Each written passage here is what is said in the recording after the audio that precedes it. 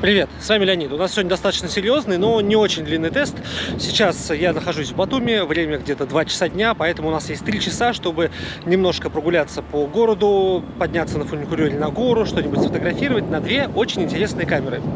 Первая из них, это, вот она у меня висит, Nikon Coolpix P7700. Ребята, технические характеристики, пожалуйста, в гугле навалом, и у нас на сайте, конечно же, потому что у нас эти камеры там есть или уже, или были, не знаю. В общем, суть в чем? Это такая серьезная профессиональная камера от Nikon. На самом деле она большая, то есть она реально очень большая по габаритам. Здесь куча всяких мануальных настроек, но, конечно, тестировать камеру мы будем на авторежиме, потому что, ну, нет просто реальной возможности там от и до выдрачивать эту камеру. Но я буду делать два снимка одинаковых на две разные камеры, а вторая из них это Nikon Coolpix P300. То есть она, ну, в половину меньше. Разница у них между выпусками 2 года, то есть P300 вышел в 2011 году, это в 2013. И по мегапикселям самый прикол, что у одной 12, у этой, а у второй там типа 12,3 что ли. Ну какая-то вообще микро ерунда. За 2 года, то есть они развили как бы больше там технологию мануала, настроек и так далее, но по пикселям остались такими же. Более того, вот в этой большой камере поворотный экран, то есть такая серьезная вещь для работы, ну, возможно, даже для блогинга вполне себе, потому что цена до сих пор, что у той, что у той камеры, колеблется в районе там $200, там плюс-минус, да, там 200, 150, 200, 250, вот что-то вот в этом радиусе. И это нифига не дешево, согласитесь, да. Конечно, не цена айфона, но для камеры это такая 2011 года, да, и 2013, это такая интересная цена. Вот, поэтому я буду гулять, фотографировать, что вижу, там, котов в основном, котов, спящих собак, немножко моря, немножко что-нибудь с фуникулера. Все будет в авторежиме на одинаковых настройках. Если у меня успеется по времени, я сниму вам что-то еще с эффектами. То есть здесь вот есть набор эффектов, прям так и называется Effects. Я посмотрю, ну, типа, что это, может, прикольно что-то получится. В этой малышке эффектов нет. Возможно, в меню я их накопаю, но суть теста на самом деле не в эффектах, а в сравнении камер и понимании, что из них брать с учетом размера и цены и так далее. В общем, идем гулять, а начнем мы, конечно, с селфи. Я нашел самые грязные трубы здесь. И, кстати, рядом у меня вот здесь находится трактор. Вот сейчас мы сделаем прям сразу селфи на обе камеры, трактор на обе камеры, посмотрим, что будет. А дальше вы будете видеть какую-то прогулку, как я иду, и фотки. В общем, и в конце, в самом конце, мы подведем итог. Я открою это на компьютере и обсужу это с вами. То есть досмотрите до конца или домотайте до конца, чтобы узнать итог.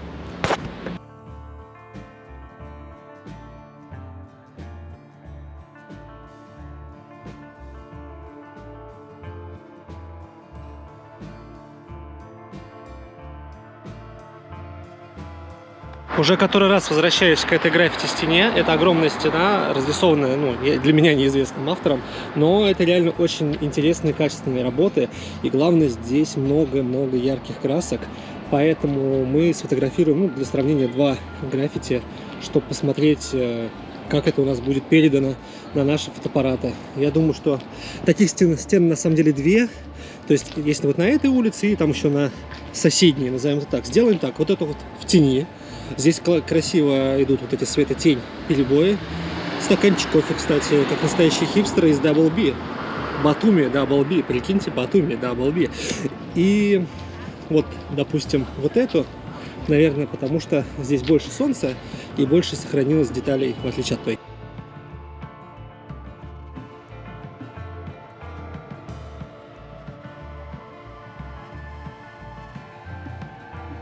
Вот, наконец-то, спящий пес. Давайте мы его запротоколируем.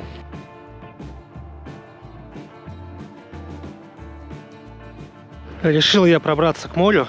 Что мы сфотографируем здесь? Мы сфотографируем, конечно, камушки максимально близко, как можем, чтобы посмотреть детализацию. Вот меня привлекают вот здесь еще какие-то опавшие фрукты. Ну, что-то типа фруктов. В тени, да, вот тоже, может быть, попробуем. Ну и водичку, наверное, водичку тоже. А может еще вот этот шарик. В общем, буду искать композицию и фотографировать. Вот фрукты отсюда, видимо.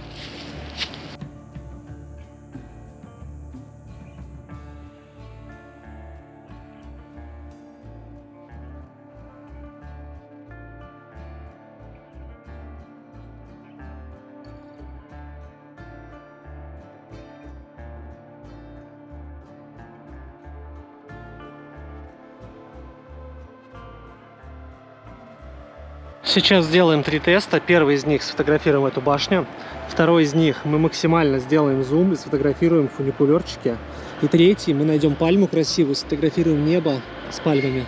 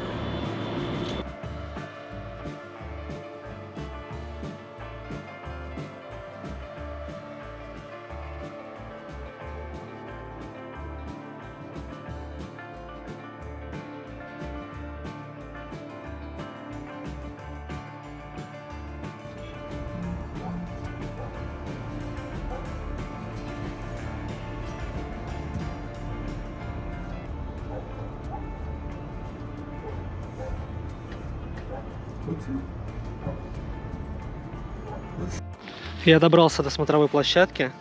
Здесь вот такой щиток, лесной щиток в диких условиях. Я провел тест видео на фуникулере. Вы, наверное, его уже видели или увидите после этих слов. Давайте посмотрим, что открывается нам. Открывается нам кот, который движется. Наконец-то мы нашли кота. Значит, сейчас будем с ним работать. Но пока что общий план, общий вид. Ну, в общем-то, Батуми, вот он где-то там. Вот там есть церквушка, вот там вот. Мы попробуем ее приблизить на максимальный зум, посмотреть детализацию.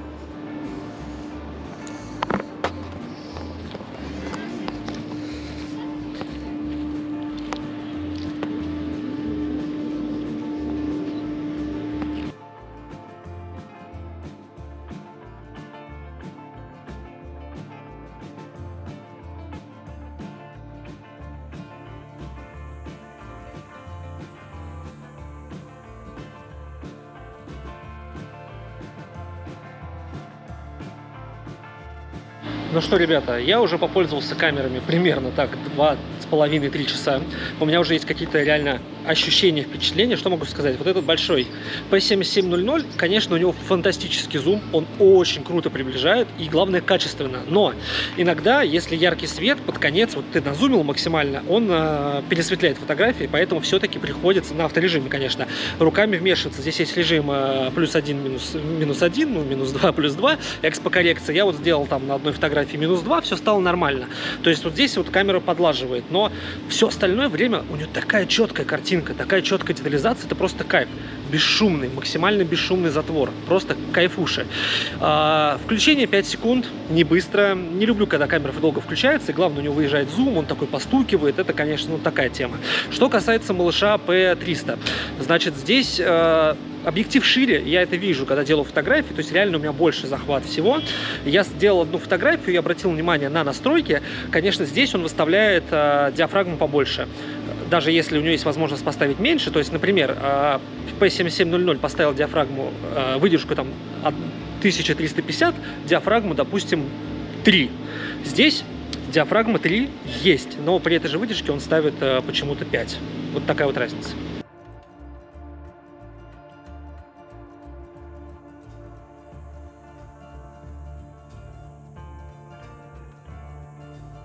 Делаю видео и фототест во дворе прохода и нашел 2 шикарных котов. Они вообще не боятся и просто фантастически позируют.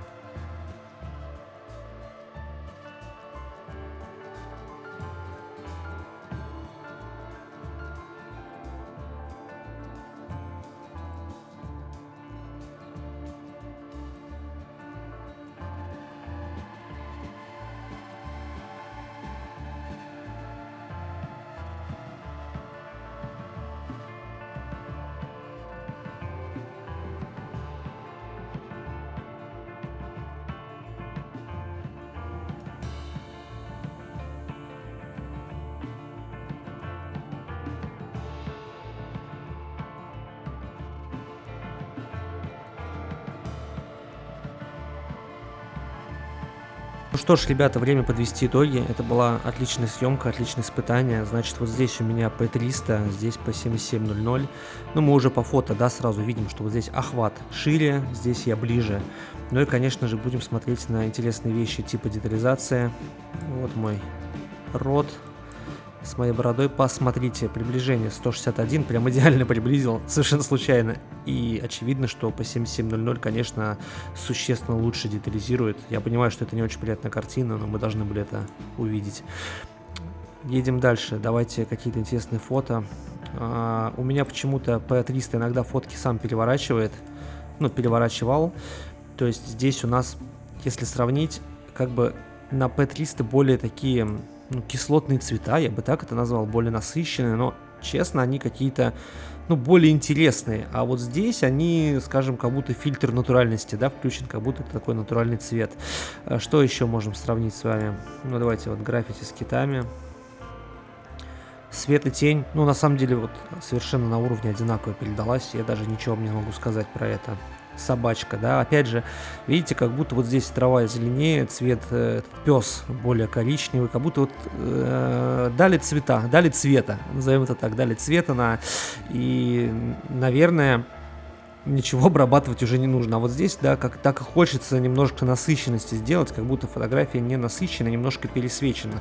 Помните, я вам говорил, что я потом где-то к концу съемки делал +2, чтобы фотка была потемнее. Вот, это факт. Ну что у нас еще вот интересного? Давайте шарики. То есть здесь, да, у нас потемнее, и, наверное, за счет этого лучше видна земля и так далее. То есть, наверное, если все-таки мы поменяем настройку, то и здесь все будет хорошо.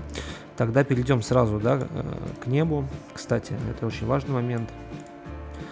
Посмотрите, да, вот это реально на P77 натуральный цвет. Ну, как бы вот так я действительно вижу своими глазами. Здесь как бы получается чуть-чуть все приукрашено. Но мне нравится, что да, мы фотографируем с неба, никаких засветов, ничего такого критичного нет. Давайте еще тоже приблизим, посмотрим. Ну, видно, да, что здесь уже начинают ветки. Сейчас вот вернем, одинаково сделаем. Но здесь как-то более детализированные ветки, все-таки зумик работает лучше. Но, кстати, да, у нас же есть пример зумом, идеальный, это вот здесь.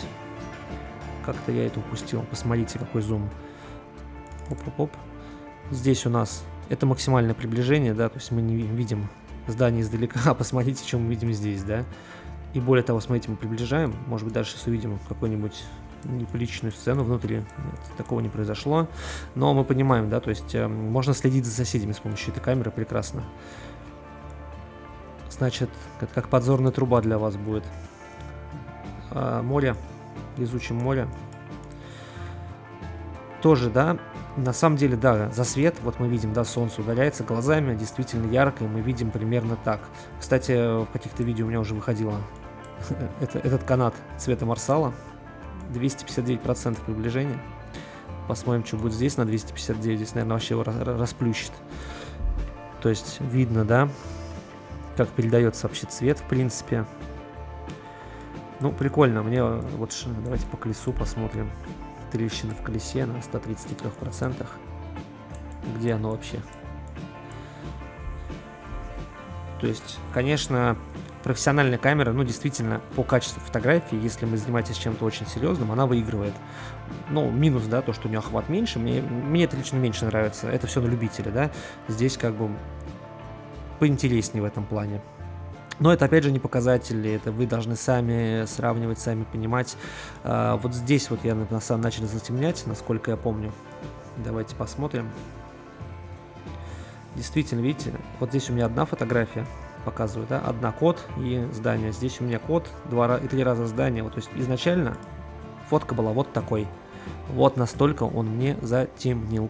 А потом, то есть не насколько, я бы сказал так. А потом я уже сделал коррекцию и получилось вот так. То есть по умолчанию все-таки камера требует все равно требует вмешательства. Также вот здесь вот у меня есть фотографии, давайте кисок посмотрим. Как же без них? Смотрите, ну даже зачем вам приближать, ну если так подумать, да, больше 100%, даже сказать сложно. То есть. И еще одну фотографию я сделал совершенно отдельно меня, вот она здесь, недовольная морда. Это меня сфотографировали, то есть, опять же, можно, уже это не селфи, да, можно посмотреть детализацию и объекты, да, то есть вот здесь у нас все четко в фокусе, да, то есть, ну, все в фокусе, все объекты, все объекты в фокусе, и здесь точно такая же история, все четко. Это Nikon, у Nikon всегда все так было, все всегда круто и четко, да, такая, не то что Canon, да, который фон подразмазывает, ну, в этом есть свой шарм, конечно же. Давайте видосики, я не знаю, получится.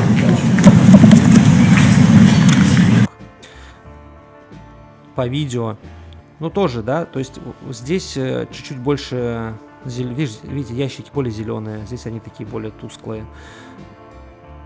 Есть какие-то вот вещи, которые... Здесь видео неровно идут, потому что я подрезал его на редакторе, поэтому сорян. Ну, по качеству, да, и то совершенно достойно. Если бы я вел какой-то блог, а вы сейчас видите эти видео, да, фактически считайте, что это блог, да, на ютубе в 4К сделанный, да, чуть-чуть уменьшенный там, может, по размеру, но по факту, если вы ведете блог, вы можете купить за 200 баксов там эту камеру и снимать и радоваться. То есть все вообще, да, круто, интересно и супер. Я не сделал тесты ночной съемки, то есть вы не видите у меня ночных фотографий. Я вообще, в принципе, не рекомендую на такие камеры снимать ночью, это странно. Но я думаю, что они тоже показали бы достаточно интересный результат. Итог и финал. Честно, вот даже после того, как я сравнил эти камеры, мне сложно выбрать. Но я бы, наверное, выбрал P300. Почему? Угол больше, это чисто моя вот, мне это так больше нравится. И она меньше, ну, она меньше, блин, в 2 раза. Если бы я просто взял камеру потусить, просто вот это, ну, погонять с ней, она бы мне, ну, как бы больше зашла. Если бы я хотел профессиональную камеру для создания более, ну, как бы важных деталей, там, не знаю, для коммерции, для YouTube контента там какого-нибудь, или мне нужны были более такие, ну, качественные фотографии, или там зумил я, или печатал бы в большем разрешении, или вообще, если я любитель мануала, где бы я делал мануальные настройки, ну, конечно, P7.7 это мануал. Это мануалы, все вот эти вот вещи. То есть, если ты такой любитель, не хотящий заморачиваться, P300. P7.0, если ты профессионал-задрот. Если вот вкратце. Я думаю, что на этом такой краткий обзор готов. Напишите, пожалуйста, в комментариях вы, что вам больше понравилось.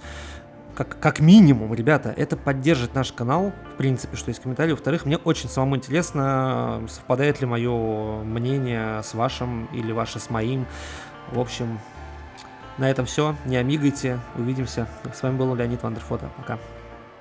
Подписывайтесь на наш Инстаграм. У нас тут очень много классных, интересных фотографий, различных лайфхаков, а также мы выкладываем сторис, в которых вы можете поделиться своими фотографиями, голосовать за выбор пленки и участвовать в различных конкурсах. А также вы самыми первыми узнаете про наши акции и скидки. Будет круто. Присоединяйтесь.